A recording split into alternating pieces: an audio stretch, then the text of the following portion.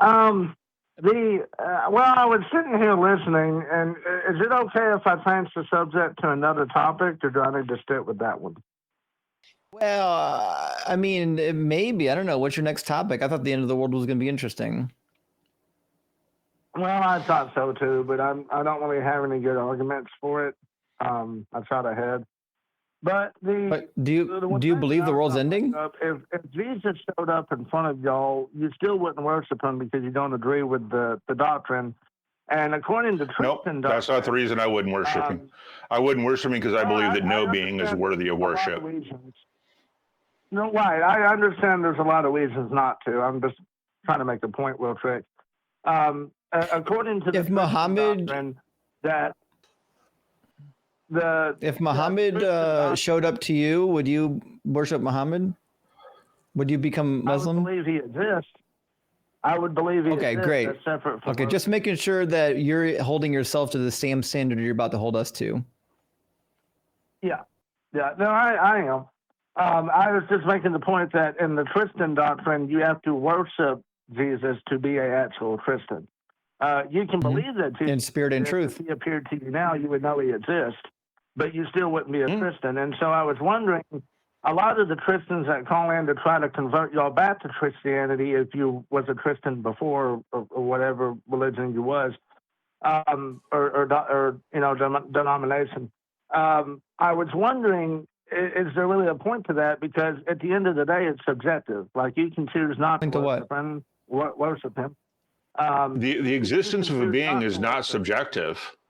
The existence of a being is not subjective. It's objective. And that's what we're looking for, is objective evidence that your God exists.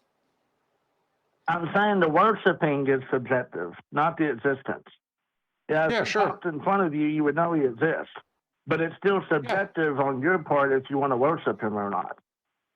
And so if you don't worship him according to Christian doctrine, you wouldn't be a true Christian, or that true doctrine, fallacy, bullshit, whatever. The question isn't can you prove that we should worship your God? The question is, does your God exist? Those are two different questions. That's the point. Right. Well, I was just giving a hypothetical. If you knew that he did exist, is where I was going with that. But also, are you familiar with the terra fallacy? That any evidence, no matter how big it would be insufficient? Because I've heard some of you, and I'm not. Yeah, it sounds like you've fallen into it. You just said that it would be insufficient for you to become Muslim. Well, no. I said I wouldn't worship him. I didn't say I wouldn't believe in him. I know. I just wouldn't worship. Well, belief and worship, obviously, we agree are two different things. But the reality is, we have the same standard as you have, right? You're trying to accuse us of some kind of a bias, and it's not going to work, because any bias that you applied to us in Christianity, we're going to apply it to you in like every other religion on the planet. Well, I don't think you're doing it, but I've watched videos where people say they don't know what would convince them. Yeah, that may be true, but you're talking to two people right now that have their own opinions. You want to ask us what our opinions are? Sure. What's your opinions? I know what it would take to convince me. Okay. To be sure, you can say, I don't know, and that's a perfectly fair answer. I do know. If every prediction in the Hebrew Bible came true, I would be convinced that the God of the Hebrew Bible is true. Now, I would never be convinced of Christianity, because Christianity contradicts the Hebrew Bible, which is its source material, and you can't contradict your source material. So Christianity is dead in the water. That being said, if there was a book that made all kinds of predictions and every single one of them came true in the time frame that they were predicted, I would find that to be very compelling evidence. That doesn't mean it would be compelling evidence for everyone. Right, because everyone is subjective and everyone is independent on what would convince them. I understand that. Well, no, because for me, it would depend on the circumstances in which, so it depends on the circumstances that those prophecies were made. For instance, if the prophecy is that a temple will be built and people start working on building a temple, that to me is not fulfillment of a prophecy. It's just people building a temple, maybe because of the prophecy, but it doesn't necessarily mean anything. So it would depend on the circumstances. It would be sufficient good evidence. Now, what evidence is it? I don't know, because all the evidence I've seen so far has been horrifyingly bad. So if you're going to come up with evidence, it's going to have to be something better than what's already been presented on this show for the last nearly 30 years. 25, yeah.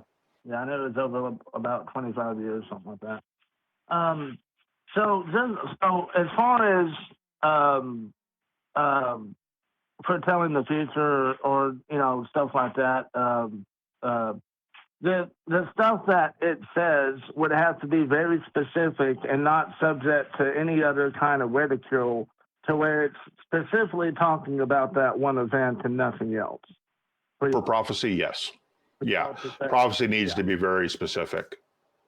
Yeah, if it's generic, like something so like there's going to be wars. Yeah, we get that. There's always going to be wars. That's not a real prophecy. Well, there's always going to be wars. I mean, there's always been wars, but and a prophecy that the temple's going to appear, and people start working on the temple, that doesn't work for me either.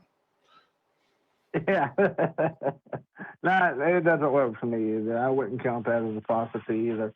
But and I would say that failed prophecies are good evidence that something's not true. What was that? That failed prophecies are also good evidence that something is not true. Like, we're talking about what it would take us to convince that it's true. Well, the reality is the universe is true. When the prophecies fail, we're obviously convinced that it's not true. That's why Christianity and Judaism are both dead in the water, because of all the failed prophecies, in my opinion. Well, the only other thing and the reason I brought up the terra fallacy is because the terra, and correct me if I'm wrong here, but the terra fallacy is basically any evidence that would be presented to someone it would be insufficient to them. They would want more, something else, basically, and then it just adds on top of itself. And in science is always self-correcting itself. And so if you make a discovery, you put a hypothesis, and then you test the hypothesis, and you do multiple tests, and you have group testing and independent confirmation and that kind of thing.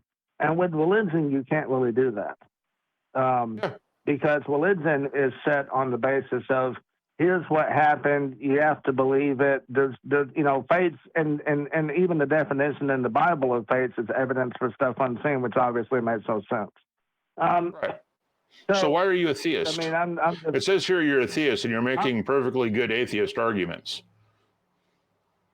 Yeah, I'm a Gnostic. Oh, okay. Yeah. Cool. Well, listen, Benji, we appreciate you coming up and chat with us. Sad we didn't get to the end of the world, but that's okay.